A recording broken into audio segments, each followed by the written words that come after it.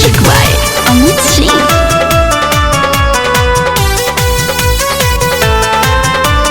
यारऊ हो दिन मोर धराता तोहरा से तुरंत ले हम नाता।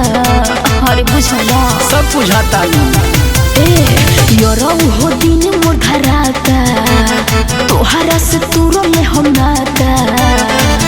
तोहरा के छोरी जाइब पियाऊ के संघावा। तोहरा के छोरी जाइब पियाऊ के संघावा। आजू के दिना गोरी होली हवे रंगवा तनी लगावे दाना रंगवा तनी लगावे दाना हो।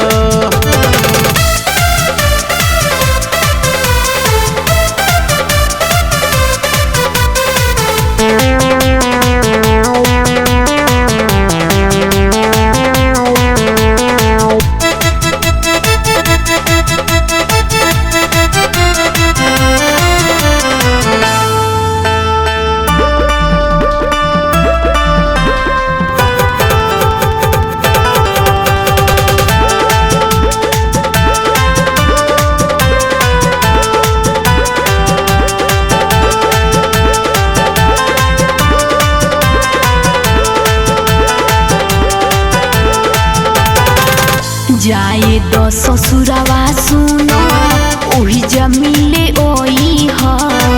रही है न पियऊ घरे रंगवा लगई ह।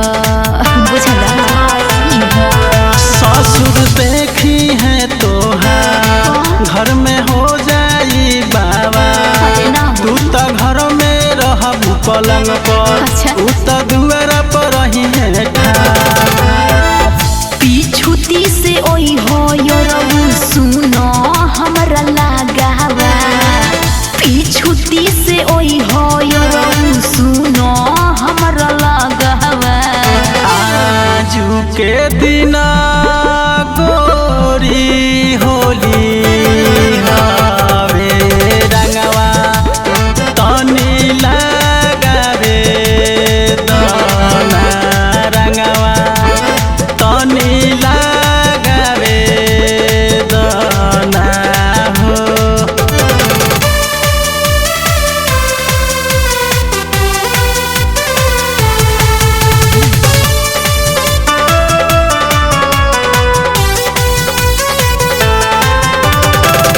लाल हरियर घोरी हो रंग पीला। पी के जोनी ओई हो यारऊ कोरी हो जोनी लीला।